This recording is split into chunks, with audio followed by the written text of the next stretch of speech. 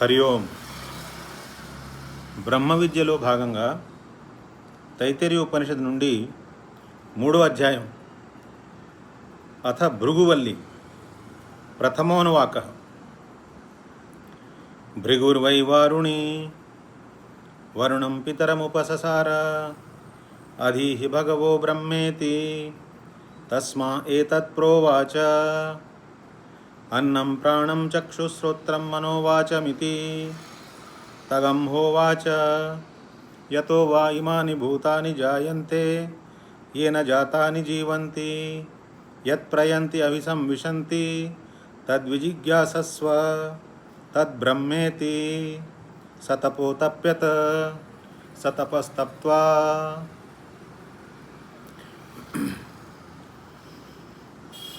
మనకి 2వ అధ్యాయంలో ముఖ్యమైన విషయాలు ఏం చెప్పారు?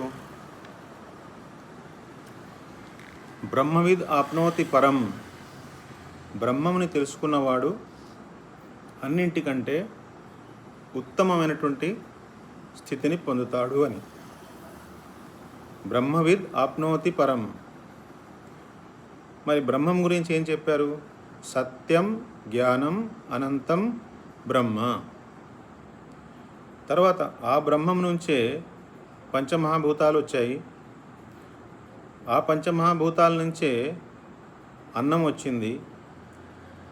అందులోంచే అన్నమయ, ప్రాణమయ, మనోమయ, విజ్ఞానమయ, ఆనందమయ కోశాలు వచ్చాయి. ఈ ఆనందమయ కోశానికి ఆధారంగా ఉన్న ఆ ఆనంద సముద్రం ఏదైతే ఉందో ఆ బ్రహ్మతత్వాన్ని రసో వైసహ రసం హేవాయం లబ్ధ్వా ఆనందీ భవతి అని చెప్పారు.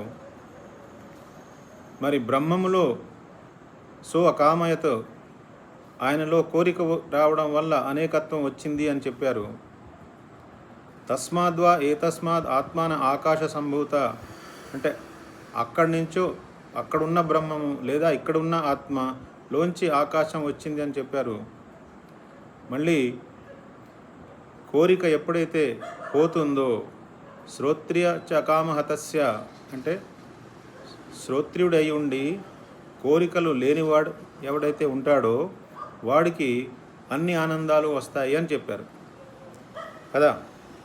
ఇప్పుడు ఆ బ్రహ్మతత్వం గురించి అన్నీ చెప్పిన తర్వాత ఈ అధ్యాయంలో ఇంకొక ఉదాహరణతో, అంటే ఆ బ్రహ్మతత్వాన్ని మనం నేరుగా మన అనుభూతిలోకి తీసుకురావడానికి మనం ఏం చేయాలి అంటే ఒక ప్రాక్టికల్ గైడ్ లాగా ముఖ్యమైనటువంటి విషయం, ముఖ్యమైనటువంటి థియరీ, ముఖ్యమైనటువంటి కాన్సెప్ట్ ఏదైతే ఉందో అది 2వ అధ్యాయంలో చెప్పిన తర్వాత దాన్ని ప్రాక్టికల్గా మన అనుభవంలోకి దింపుకోవడానికి ఆలంబనంగా, సపోర్టుగా ఈ 3వ అధ్యాయం అంటే భృగువల్లి చెప్తున్నారు. అథ భృగువల్లి ప్రథమోనువాకః. భృగుర్వై వారుణి.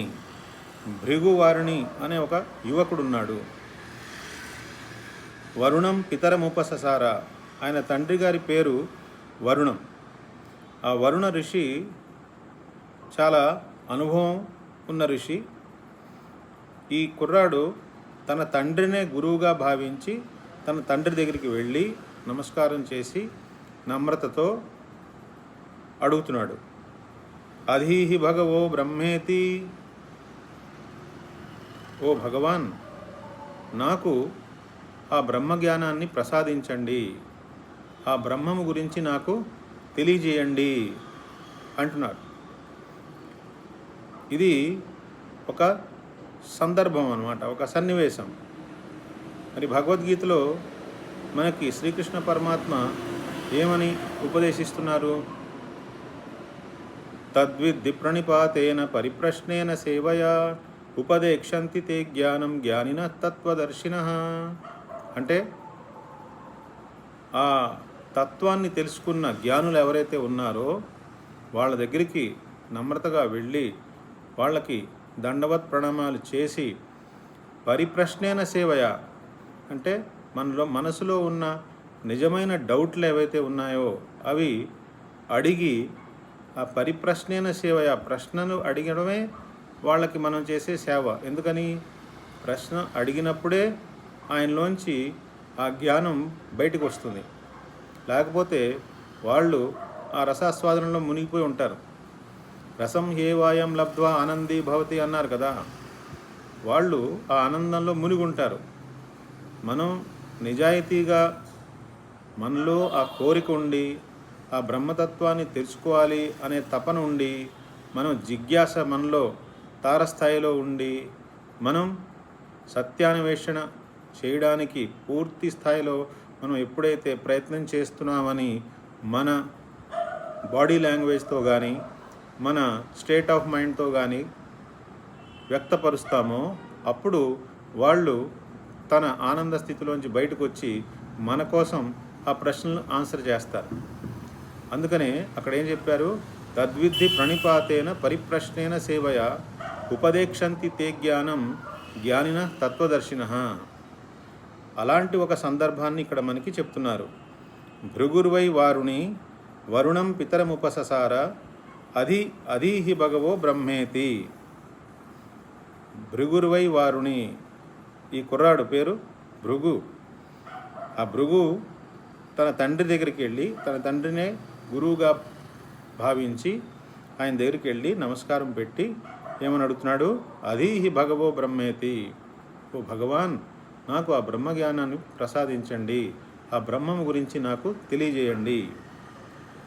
తస్మా ఏతత్ ప్రోవాచ.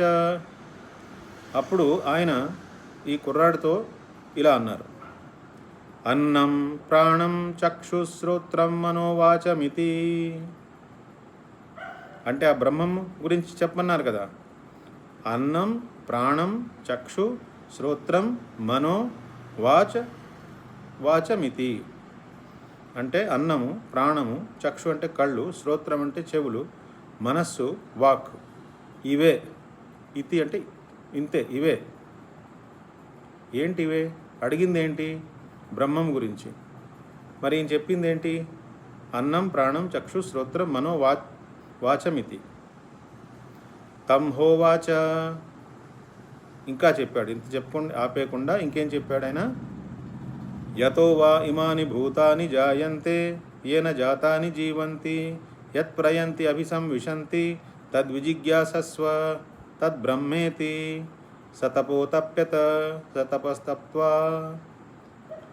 చూడండి, 2వ అధ్యాయంలో మనకి బ్రహ్మం గురించి ఏం చెప్పారు? సత్యం జ్ఞానం అనంతం బ్రహ్మ. 2వ అధ్యాయంలో ఒక నిర్వచనంలా చెప్పారా? సత్యం జ్ఞానం అనంతం బ్రహ్మ. అది ఆ మంత్రం మనం మననం చేసుకోవాలి. అసలు సత్యం అంటే ఏంటి, జ్ఞానం అంటే ఏంటి, అనంతం అంటే ఏంటి.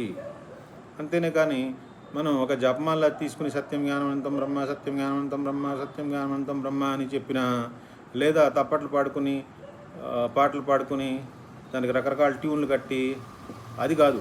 అది చేస్తే ఉపయోగం లేదు. అసలు సత్యం అంటే ఏంటి, జ్ఞానం అంటే ఏంటి, అనంతం అంటే ఏంటి అని దాని మీద మనం మననం చేసుకోవాలి. సత్యం అంటే 3 కాలాల్లోనూ మారకుండా ఉండేది సత్యం. జ్ఞానం అంటే జ్ఞానస్వరూపం, జడము కానిది, చైతన్య స్వరూపము. సత్వస్తువు అయి ఉండి, చైతన్య స్వరూపమై ఉండి, అనంతము అంటే పరిధులేమీ లేవు. అసలు ఎక్కడ పరిధి అనేది లేదు. అనంతం. మనకి భగవంతుడు కూడా ఒక డెఫినేషన్ చెప్తారు. God is that circle whose centre is everywhere but circumference is nowhere. అంటే భగవంతుడు ఒక వృత్తం లాంటివాడు. ఎలాంటి వృత్తం అంటే ఆ వృత్తం యొక్క కేంద్రం అన్ని చోట్ల ఉంది, కానీ ఆ వృత్త పరిధి మాత్రం ఎక్కడా లేదు. అనంతం అన్నమాట. కానీ దాని కేంద్రం మాత్రం అన్ని చోట్ల ఉందన్నమాట. ఆ వృత్తం యొక్క కేంద్రం అన్ని చోట్ల ఉన్నది. ఇక్కడ ఏమన్నారు? ఆ బ్రహ్మము గురించి అడిగినప్పుడు సత్యం జ్ఞానం అనంతం బ్రహ్మ అని ముందర చెబితే, ఇక్కడ ఏం చెప్తున్నారు? యతో వా ఇమాని భూతాని జాయంతే ఏన జాతాని జీవంతి యత్ ప్రయంతి అభిసంవిశంతి తద్విజిజ్ఞాసస్వ తద్బ్రహ్మేతి. ఎందులోంచి అయితే ఈ యావత్ సృష్టి వస్తోందో, ఎందులో అయితే ఈ యావత్ సృష్టి ఉంటోందో, ఎందులో అయితే ఈ యావత్ సృష్టి మళ్ళీ కలిసిపోతుందో అది తెలుసుకోదగినది. తద్విజిజ్ఞాసస్వ, దాన్ని తెలుసుకోవాలి. తద్బ్రహ్మేతి, అదే బ్రహ్మము. ఇది రెండో రకం డెఫినేషన్ అన్నమాట. దీన్నే జన్మాద్యస్యత అని బ్రహ్మసూత్రాల్లో చెప్పారు. అలాగే జన్మాద్యస్యత అని మొదటి వర్డ్ మనకి భాగవతంలో వస్తుంది. ఈ మంత్రం నుంచే యతో వా ఇమాని భూతాని జాయంతే ఏన జాతాని జీవంతి యత్ ప్రయంతి అభిసంవిశంతి తద్విజిజ్ఞాసస్వ తద్బ్రహ్మేతి. కాబట్టి రెండో అధ్యాయంలో బ్రహ్మం గురించి చెప్పిన స్ట్రాంగ్ పాయింట్ ఏంటి, మూడో అధ్యాయంలో చెప్పిన స్ట్రాంగ్ పాయింట్ ఏంటి మనం చూసినట్లయితే, రెండో అధ్యాయంలో సత్యం జ్ఞానం అనంతం బ్రహ్మ అన్నారు. మూడో అధ్యాయంలో యతో వా ఇమాని భూతాని జాయంతే ఏన జాతాని జీవంతి యత్ ప్రయంతి అభిసంవిశంతి తద్విజిజ్ఞాసస్వ తద్బ్రహ్మ అన్నారు. కాబట్టి రెండో అధ్యాయంలో చెప్పిన దాన్ని మూడో అధ్యాయంలో చెప్పిన దాన్ని కలిపి చూస్తే ఆ బ్రహ్మమే సత్స్వరూపము, ఆ బ్రహ్మమే జ్ఞానస్వరూపము, ఆ బ్రహ్మమే అనంతము, ఆ బ్రహ్మములోంచే యావత్ సృష్టి వస్తోంది, ఆ బ్రహ్మములోనే యావత్ సృష్టి ఉంటోంది, ఆ బ్రహ్మములోనే యావత్ సృష్టి కలిసిపోతోంది. మరి అది సత్వస్తు అయినప్పుడు, అది త్రికాలాలలోనూ మారకుండా ఉండే తత్వం అయినప్పుడు, అందులో మనకి ఈ రాకపోకలు ఏవైతే కనిపిస్తున్నాయో అవి వాస్తవం అవడానికి ఛాన్స్ లేదు. కాబట్టి ఇందులో ఏదో తిరకాసు ఉందన్నమాట, ఇందులో ఏదో రహస్యం ఉందన్నమాట. ఆ రహస్యం ఏదో మనం తెలుసుకోవాలి. మరి ఇక్కడ ముందేం చెప్పారు? అన్నం ప్రాణం చక్షు శ్రోత్రం మనోవాచమితి అన్నారు. తర్వాత మళ్ళీ ఏం చెప్పారు? ఎందులోంచి అయితే యావత్ సృష్టి వస్తుందో, యావత్ సృష్టి ఉంటుందో, యావత్ సృష్టి కలిసిపోతుందో అది బ్రహ్మం అన్నారు. ఇప్పుడు మరి దాన్ని తెలుసుకోవడం ఎలా? స తపోతప్యత స తపస్తప్త్వా. అప్పుడు ఆ భృగు అనే కుర్రవాడు ఏం చేశాడు? తపస్సు ద్వారా బ్రహ్మంని తెలుసుకోవడానికి బయలుదేరాడు. అంటే ఒక క్లాస్ అయిపోయింది అక్కడ, ఇంతే. ఒక క్లాస్లో కంటెంట్ ఎంత అంటే, భృగుర్వైవారుణి వరుణం పితరముపససార అధి భగవో బ్రహ్మేతి తస్మా ఏతత్ ప్రోవాచ అన్నం ప్రాణం చక్షుశ్రోత్రం మనోవాచమితి తగం హోవాచ యతో వా ఇమాని భూతాని జాయంతే ఏన జాతాని జీవంతి యత్ ప్రయంతి అభిసంవిశంతి తద్విజిజ్ఞాసస్వ తద్బ్రహ్మేతి సతపోతప్యత సతపస్తప్త్వా. ఇప్పుడు ఇక్కడ అన్నం అన్నం అన్నం అంటే పంచమహాభూతాలని చెప్పుకున్నాం మనం. ఆ ఆత్మతత్వంలోంచే ఆకాశము, వాయువు, అగ్ని, నీరు, భూమి అన్నీ వచ్చాయి. ఈ పంచతత్వాల నుంచే మళ్ళీ అన్నం వచ్చింది. అన్నం ప్రాణం. ఈ అన్నం ద్వారానే ఈ అన్నమయ కోశం అని చెప్పుకున్నాం కదా, ఈ అన్నం ద్వారానే ఈ దేహం తయారై ఉంది. మరి దేహము అన్నాన్ని గ్రహించగలదా? దాంట్లో ప్రాణం ఉంటేనే కదా. కాబట్టి అన్నం తర్వాత ఇక్కడ ఏమన్నారు? ప్రాణం అన్నారు. అంటే అన్నం అనేది ఇక్కడ ఏమైంది? అన్నమయ కోశము ప్లస్ బయట ఉన్న పంచమహాభూతాలు, దేని ద్వారా అయితే అన్నం తయారు అవుతుందో ఆ మొత్తం అంతా అయిపోయింది. తర్వాత ప్రాణం అంటే ఒక విశేషమైనటువంటి శక్తి. ఈ జడ పదార్థం, అన్నము జడ పదార్థమే, దేహము జడ పదార్థమే. ఈ జడ పదార్థములో ఒక విశిష్ట శక్తి ఉంది, అది ప్రాణం. అందుకనే రెండో లెవెల్ టచ్ చేయడానికి ఏమన్నారు? ప్రాణం అన్నారు. ప్రాణం కంటే ఇంకా కొంచెం సూక్ష్మంగా మరి చక్షుశ్రోత్రం అన్నారు. చక్షుశ్రోత్రం అంటే ఇక్కడ చక్షు అంటే కళ్ళు, శ్రోత్రం అంటే చెవులు. అంటే పంచేంద్రియాలకి ప్రతీకంగా రెండు చెప్పారనమాట. అంటే పంచేంద్రియాలు ప్రాణం కంటే ఇంకా సూక్ష్మంగా పనిచేస్తున్నాయి అని. ఈ పంచేంద్రియాలు ఏం చేస్తున్నాయి? మనకి బయట నుంచి బోల్డన్ని వార్తలు పట్టుకొచ్చి ఎవరికి ఇస్తున్నాయి? మనసుకి ఇస్తున్నాయి. కాబట్టి పంచేంద్రియాలకి కంటే సూక్ష్మంగా ఉన్నది ఎవరు? మనస్సు. ఇక్కడ అన్నం, ప్రాణం, చక్షు, శ్రోత్రం తర్వాత మనస్సు అని చెప్పారు. మనస్సు అంటే మళ్ళీ ఇది ఒక రిప్రజెంటేటివ్ మాత్రమే. ఎవరికి? అంతఃకరణాలకి. అంతఃకరణం అంటే చిత్తము, బుద్ధి, మనస్సు, అహంకారము. ఈ నలుగురికి రిప్రజెంటేటివ్ అన్నమాట మనస్సు. ఈ ఇంద్రియాలు ఏం చేసాయి? జ్ఞానేంద్రియాలు ఇన్ఫర్మేషన్ పట్టుకొచ్చాయి బయట నుంచి, మనసుకి ఇచ్చాయి. మనసు ఆ ఫైల్ పట్టుకెళ్ళి బుద్ధికి ఇచ్చింది. బుద్ధి స్టోర్ హౌస్లో ఉన్న జ్ఞానం అంటే చిత్తములో ఏమేమి ఉన్నాయో ఎక్స్పీరియన్సెస్, పూర్వం ఉన్న ఎక్స్పీరియన్సెస్ ఆధారంగా ఏదో నిర్ణయం తీసుకుంటోంది బుద్ధి. తీసుకుని మళ్ళీ అది అమలుపరుస్తోంది. అమలుపరిచినప్పుడు మళ్ళీ మనసు ద్వారా ఆ ఆర్డర్స్ పాస్ చేస్తోంది. ఈ పాస్ చేసినప్పుడు ఎవరికి పనిచేయాలి? కర్మేంద్రియాలు పనిచేయాలి కదా. ఆ కర్మేంద్రియాలకి ఒక ప్రతీకగా ఇక్కడ ఏమన్నారు? మనస్సు తర్వాత వాచమితి అన్నారు. వాక్ శక్తి అంటే ఈ వాక్, కాళ్ళు, చేతులు ఇవన్నీ కర్మేంద్రియాలు. 5 కర్మేంద్రియాలు చెప్పుకున్నాం కదా. అంటే పంచ జ్ఞానేంద్రియాల నుంచి ఇన్ఫర్మేషన్ వస్తే ఈ మనసు, బుద్ధి, చిత్త, అహంకారం వీళ్ళందరూ కలిసి ఒక డెసిషన్కి వస్తే చివరికి మళ్ళీ అది కర్మేంద్రియాల ద్వారా బయట మనం కర్మ రూపంలో దాన్ని వ్యక్తపరుస్తున్నాము. అంటే బాహ్యంగా ఉన్న పంచమహాభూతాలు, మన దేహంలో ఉన్న ప్రాణము, ఆ ప్రాణం ఉంది కాబట్టి పనిచేస్తున్న ఇంద్రియాలు, మనసు, బుద్ధి, చిత్తహంకారము, వాళ్ళు తీసుకున్న నిర్ణయాల ప్రకారంగా చేస్తున్నది కర్మ. కర్మేంద్రియాలు చేసే కర్మ. ఇవన్నీ కూడా బ్రహ్మము యొక్క అభివ్యక్తులే. కాబట్టి బ్రహ్మము గురించి చెప్పమంటే ఆయన నేరుగా బ్రహ్మం గురించి చెప్పకుండా ఏమన్నాడు? అన్నం, ప్రాణం, చక్షు, శ్రోత్రం, మనో, వాచమితి. తగం హోవాచ. కేవలం అంతే చెప్పాడా? కాదు. అంతే చెప్పకుండా ఇంకో క్లాజ్ పెట్టాడు. క్లాజ్ ఏంటి? యతో వా ఇమాని భూతాని జాయంతే. ఎందులోంచి అయితే అందరూ వస్తున్నారు, ఎందులో అయితే యావత్ సృష్టి ఉంటుందో, ఎందులో అయితే మళ్ళీ అది కలిసిపోతుందో ఆ తత్వం తెలుసుకోదగినది, అదే బ్రహ్మము అన్నారు. మరి తెలుసుకోవడం ఎలా అంటే తపస్సు ద్వారా. మరి తపస్సు అంటే ఎక్కడో అడవికి వెళ్ళిపోయో లేకపోతే హిమాలయ గుహల్లోకి వెళ్ళిపోయో మనం సినిమాల్లో చూసినట్టు కూర్చుని తపస్సు చేస్తూ ఉంటే ఇప్పుడు పైన మట్టి తయారైపోయి మొత్తం అసలు మనిషి కనపడకుండా అయిపోయి అది కాదు.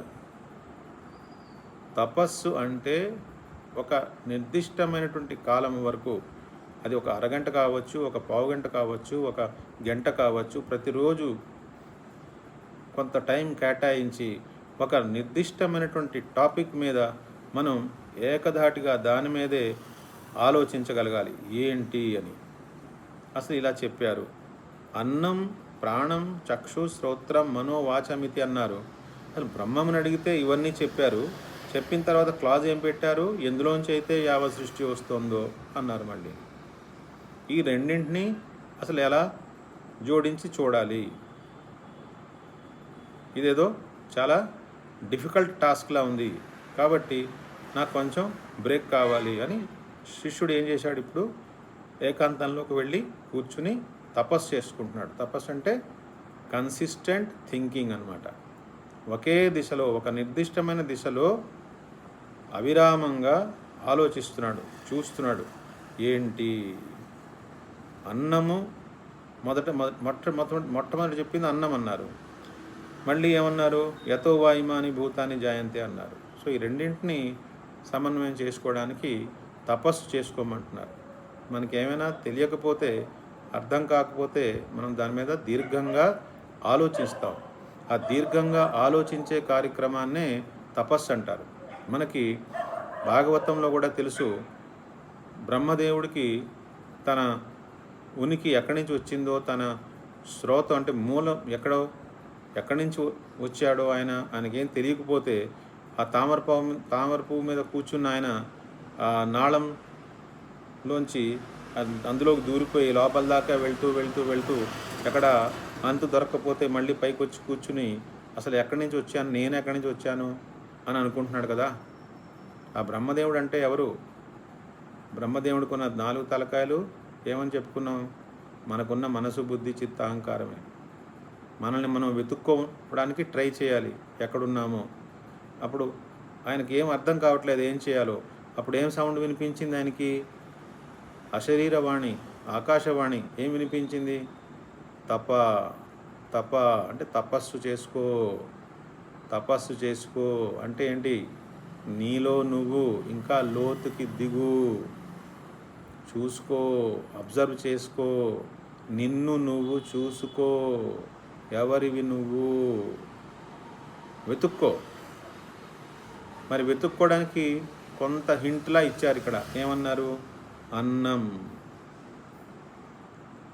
అందుకని ఇప్పుడు ఈ భృగు అనే కుర్రవాడు ఏం చేశాడు?